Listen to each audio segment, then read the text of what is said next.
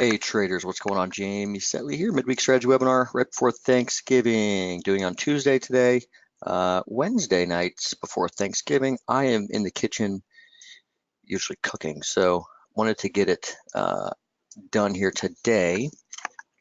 Super quiet in FX land, of course. Before I dive in, let me know just real quick that you can hear me and that you can see. Yes, sir, says Michael. All right, great. All right, so we're going to start it off. Again, this might be somewhat of a shorter webinar, but I'm going to start off with a chart that I have not seen anyone else talk about. This is dollar Swedish krona, at least the recent developments I haven't heard many people talk about yet. And if you recall, we've been following this closely. Hold on real quick. I want to see real quick if Kiwi's doing anything, because I know that I think someone's speaking today. Anyway, all right. So we've been following this for some time. Swedish krona is kind of viewed as a leader, if you will, for dollar generally, especially against Europe, and non-confirmations and divergences and the like between, say, dollar SEK and DXY, or euro dollar and dollar SEK, or DXY and euro, and so on and so forth, tend to give way to pretty decent turns. We've talked a lot about that over the last number of months, and more with more frequency over the last couple of weeks. But important development today. So we actually broke the 2019 trend line today in dollar SEK. Okay, so Jan low and June low, and that was support in July, support again in November earlier this month, a couple times, 3 times, and we actually broke through it here today. So good close below it on the daily. This is 4-hour chart, but you get the idea. Essentially, this is just bearish dollar, in my opinion. And so long as price holds below Monday's high, I'm dollar bear here. I mean, that's reason to take action on this. So we do have some dollar shorts out, pound CAD right now, and probably Kiwi soon. But did want to highlight this. And if you go back to kind of just a bigger picture chart, so here's daily. You could see that we have indeed closed finally below the lower wedge line. It's not much of a break, I guess. You want to see kind of a bigger, more oomph there, maybe a little more wider bar, but this is a breakdown. We have broken below it, so I would not completely dismiss it at this point. I get it. We are Thanksgiving week here, holiday week. Things tend to be super quiet, as they are right now, but in the past, we have had some surprise moves around Thanksgiving, so don't completely forget about the markets through Thanksgiving. But yeah, this is probably the most important FX chart today, right? So dollar SEK breakdown. Now, if I relate this to, say, again, I'll compare this with we'll look at dollar euro, right? So let's just look at dollar euro and dollar SEK, okay? So you can see obviously why I've deemed this as a pretty important chart. Clearly, euro dollar has not really done anything. Today was actually the lowest range in over 5 years. So I think I just tweeted that chart out, but something to pay attention to, clearly, given the correlation. And if we go to euro itself, all right, so again, zooming on out, we know we've got like the monthly reversals and all that jazz, right? And we've turned up from a pretty important spot back in October, did have an impulse higher. I thought we had a flat that was done here. We still could potentially be higher from here. All I would add, though, is that, look, we have no position here at the moment in euro, okay? But what I would add is that, if we do come down and kind of tag this, to me, the center line, which is the center channel line from the high back in September of 2018, that to me is the kind of important dividing point between like saying euro is constructive and completely forgetting about it altogether. So you know, do I have a long signal here or a long position? No, but if we were, in order to do that, I'd need to see us probably back up above 110.70, old low. It's also a high volume spot, and then we would, look to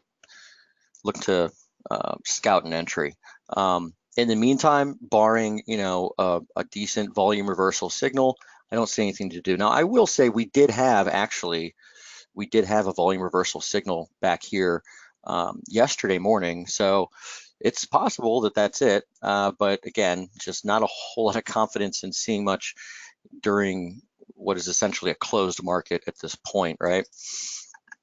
I mean, what do you have, a 20 pip range today in euro? So not much to talk about in terms of euro at this juncture. But again, the dollar sec move maybe gives us a little bit of hope for something to happen here relatively soon. All right, looking at Kiwi dollar, let's go there. That's the next one. So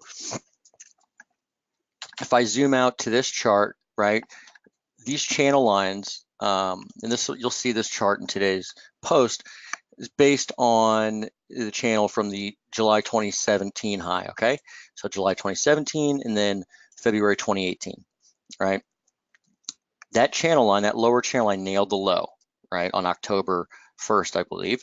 And then you have the 75 line of that channel, so 3/4 of the way through the channel, has been a great pivot, right? You had the low back here on January 3rd. That was a flash crash deal back then. You had a bunch of support kind of in and around this level throughout May through June for a 1-month time period. Sliced through it back here, but then again, it was resistance in September. It was resistance towards the end of October. And then just recently, right, over like 3 of the last 4 days, we kind of held that level as support. So we talked about in yesterday's post and recent posts, kind of talking about maybe the lower parallel down here as support around, say, 63.70 or so. At this point, I'm just willing to throw a long order at 64.20 and leave a stop at 63.90, okay, and just let it go, because if we get going, we're in a third leg higher, and you're not going to see much resistance, I don't think, till the median line, and maybe not even until 2 legs up and this high from 8.6, which is 65.84. If I look at, say, show you the volume stuff on Kiwi, so remember RB and Z from, I guess, the trading day, the 13th of November, that huge volume level there, which was one of the biggest volume hours that we've had in a really long time. I mean, you can see the spike right there, right? It's, on par with what happened back in August. So look what that level's just been, clean support for 5 days. So might as well just put a long order, put a long in, stop it out under the low here, and just give yourself a shot. So like the Kiwi idea on the long side, more or less now, okay? All right, moving back along and taking a look at British pounds. So recent commentary focused on the idea of essentially having a 4th wave underway from the October high, okay?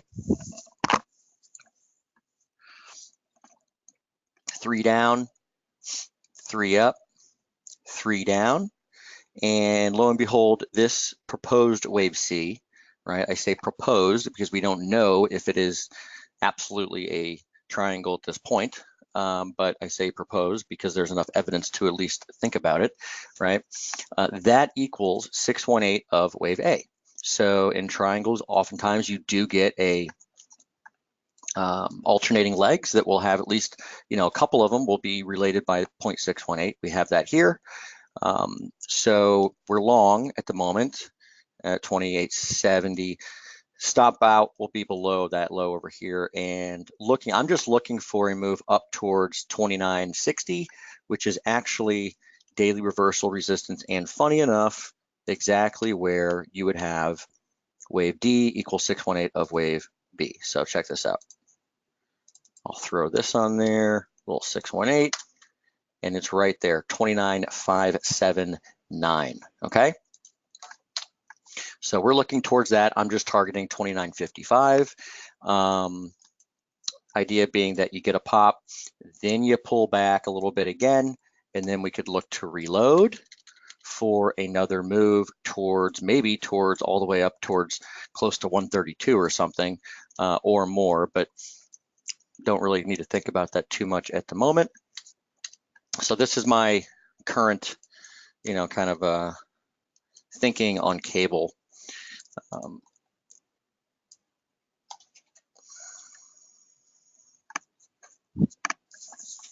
And by the way, it's hard for me to say if I'm gonna want to trade pound yen or not, but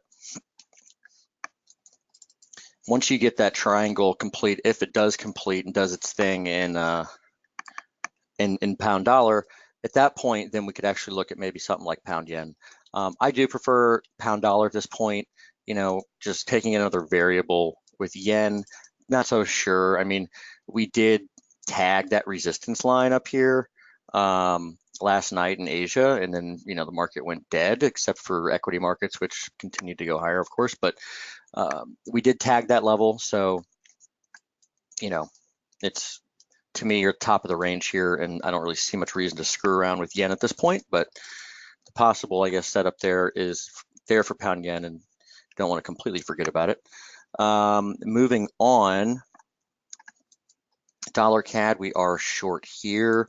Just, two things, right? 5 waves up into resistance. 1, 2, 3, 4, the last 5 days, we've been trading into resistance and spiking, with upper wicks. So should be good at this point after today's turn lower. Kind of a zone to look for, I think, for support is going to be 31.51 to 31.91. 31.51 is 618 of this move up, and 31.91 is, of course, the former fourth wave low. All right, so targeting this top of that zone there, understanding that you could get a little lower. Also, that lower level is going to be the center line of the channel from the December 2018 high and the 2017-2018 trend line. Okay, had a little false break back here. And, interesting enough, with the 5-wave move higher, assuming we can get a 3-wave move to the downside, you're going to have, just thinking, ahead, maybe a bit far ahead, but you're going to have an opportunity for a long position down here in CAD. How that jives with the dollar generally, I don't know, don't really care. The setup, though, will be there more than likely at this point, given, the clean nature of this chart. And just beautiful trade between off these 25 line for, essentially a good deal of the year. Aussie, I have absolutely zero opinion at this point, like literally nothing to say on the Australian dollar right here. We had some divergence on the 4-hour chart down here at the low, but honestly, I've got nothing to offer. You did have a high volume bar today on Aussie at like 4 in the morning right here. So, you could say potentially that you've got maybe some exhaustion down here or something. I don't know, but really, I don't have much to say on the Australian dollar right here at all. It's just no setup on Aussie at this point. CAD, Kiwi are interesting. Pound's interesting because the triangle. Euro and Aussie and yen really aren't that interesting at this point. Although again, with Euro, that changes above 110.70. I can't even say where that changes with Aussie at this point. I just don't see anything to do at all. When I look at dollar yen, though, that's dollar CAD.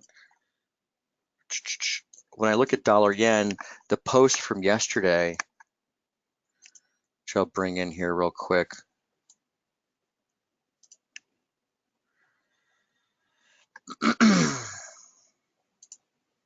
Oops, sorry, hold on.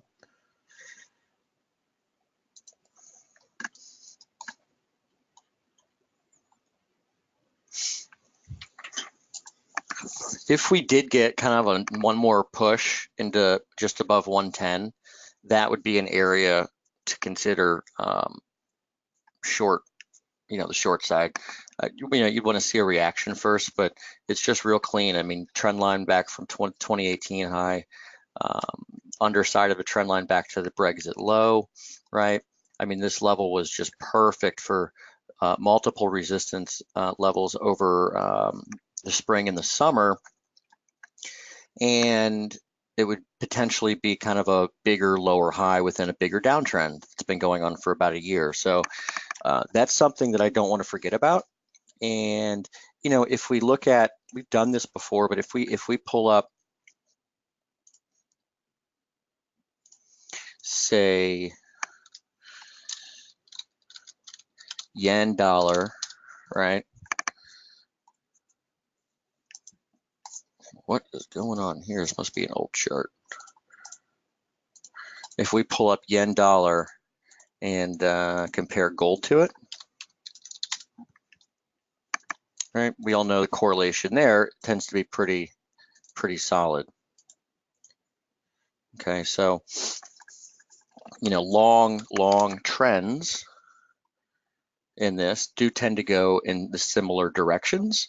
Maybe not always, one for one. For example, like you did have a big run up in gold over the summer into August, and we didn't really have that in Japanese yen, although we did get the turn down in both of them at the same time, turn higher, of course, in dollar yen, and turn lower, of course, in gold. Lower in yen, higher in dollar yen, not to be confusing. So I bring that up because if we get that one more push in dollar yen up above 110, so like if we look at the metals, silver and gold, silver, I still got that support down here like 1640, right? So you go 1, 2, 3, maybe an ABC X or something, and then a 1, 2, 3, 4, 5, what have you, whatever, top side of a trend line, I'm looking for support down in this region, 1640. If we bring up gold, of course, the longer term chart for gold, we get two equal legs down at 1427. 200-day average is getting closer. It's currently 1400, and you do have the center line that goes all the way back to the channel to the early 70s. Point being is that, one more drop in, I'm really going to watch silver more closely because that's kind of a more precise level I think to look at. But coming back to the old congestion before the final run up in the summer. So, one more move lower maybe in gold. And then I'd be interested in, seeing what it looks like if we can find support. And the same can be said, of course, for Japanese yen. So, pay attention to those metals in conjunction kind of with the Japanese yen.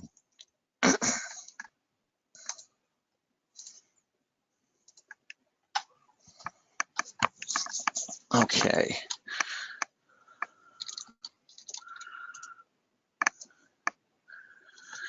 Looking at what else do we want to look at? I frankly have so little to look at right now. It's kind of nuts. So why don't we do this? Why don't we take some questions? While you have me here, if there are questions, you can bring up any market you want. I really don't care. And I will take a gander and see if we can look at something interesting.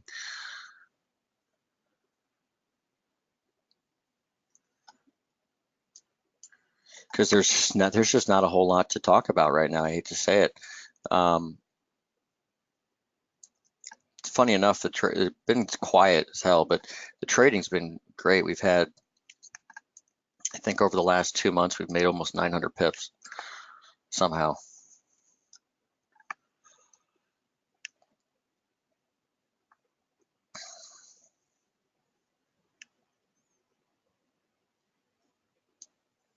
All right. Well, if we have nothing to look at or talk about, Michael's just covered everything for me. Yeah, I mean, sometimes you just don't have not like a lot to say. And one of the biggest things I hate, of course, is forcing analysis on the market. Because look, if it's just not there, it's not there. There are some big, very important things. I mean, the dollar SEK move is important. There's no doubt about that. that could be a little harbinger of things to come for the dollar, generally speaking. US dollar, by the way, I just noticed this, but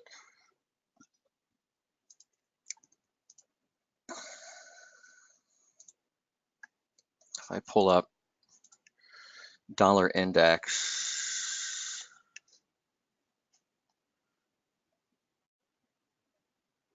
hold on, not DXY, but the other one. Okay, so the 5 down, we're still hanging around this trend line from January and June, right?